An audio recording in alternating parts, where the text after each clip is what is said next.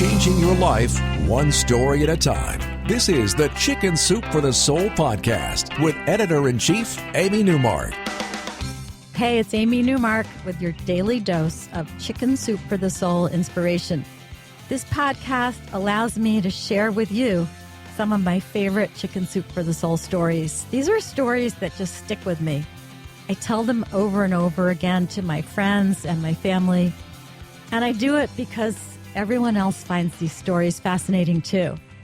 That's what I love about our stories. They're real, and they're just so different, and they really do prove that truth is stranger than fiction. So this story is from a friend of mine, Jeanne Blandford, who actually works for Chicken Soup for the Soul. This is someone I absolutely trust to tell me the truth. She was reluctant to share this story because she knew it was so incredible, but I pried it out of her a few years ago, and we put it in our hugely successful book, Chicken Soup for the Soul, Messages from Heaven. The story is called Heart Attack, and it's about a dream that Jeanne had when she was a college student. Jeanne was very close to her grandparents. They lived in a first-floor apartment in a New York City apartment building where her grandfather was the super. And in her dream, Jeanne is woken up by her grandfather. She's staying over at her grandparents' apartment, and her grandfather says to her, "Jeanne, get dressed, take your grandmother's hand, and follow me down to the basement." So Jeanne gets up, she takes her grandmother's hand, she leads her grandmother behind her grandfather out the front door of their apartment building and then back in through the outside door to the basement, which was her grandfather's territory as the manager of the building. When her grandfather opened the door to the basement, there was an awful smell coming out of there, but they went in anyway, whispering for some reason.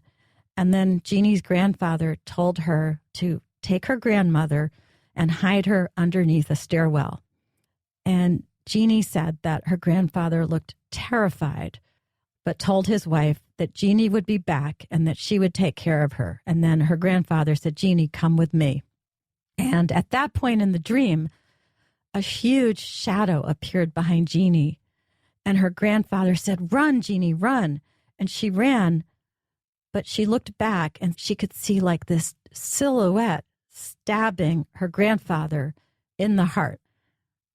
Jeanne woke from that dream and she was crying. And then she realized with relief that it was just a nightmare. So she went off to college, and she was sitting in an afternoon class when she suddenly stood up right in the middle of the class and said, "My grandfather just died." She just knew. This was almost 40 years ago, by the way. There were no cell phones. Jeanne drove home, and she got the news she expected when she arrived. Her grandfather had died of a heart attack at the exact moment she had stood up in class and said that he was dead.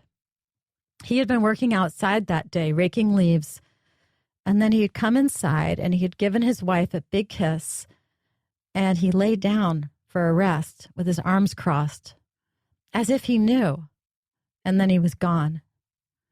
That was strange enough, right? But the story gets even stranger. A few months later, Jeanne's grandmother had a heart attack too, but it wasn't as massive a heart attack, and she survived it. And when Jeanne visited her grandmother in the hospital, her grandmother was visibly relieved to see her. She was suffering from a bit of dementia, but what she said next to Jeanne was pretty spooky. She pulled Jeanne close and she whispered, "I thought you were dead. I thought he got you." And Jeanne asked, "Who got me?" And her grandmother answered, "That man, the man that killed your grandfather in the basement." Jeanne just froze. Her grandmother went on, "You saved me, Jeanne. You hid me under the staircase. I was so afraid, but Pop said you would come back, and you did. He said you would come back and take care of me, and you have." Jeanne had never told her grandmother or anyone about that horrible dream. She just didn't want to talk about it because it was so weird. But somehow her grandmother knew all about it. So what do you think? ESP? Did Jeanne's grandfather have a mini heart attack the night before the big one that killed him? Did he somehow feel his heart going and communicate telepathically with his favorite granddaughter and his wife that night? How did Jeanne and her grandmother both have the same dream? And how did Jeanne have a dream about her grandfather being stabbed in the heart just hours before he had a massive heart attack? It's all very strange, but you can see why I like my job. I get to read wow stories like that all the time, and I look forward to sharing them with you in the coming weeks. The next time we get together, I'm going to wow you in a different way, with a story that will make you appreciate how a positive perspective can dramatically change a negative reality into a positive reality. Thank you for listening today. I'm Amy Newmark. If you'd like to read more of these awesome, thought-provoking stories from the book I mentioned, Chicken Soup for the Soul, Messages from Heaven, go to our website, chickensoup.com.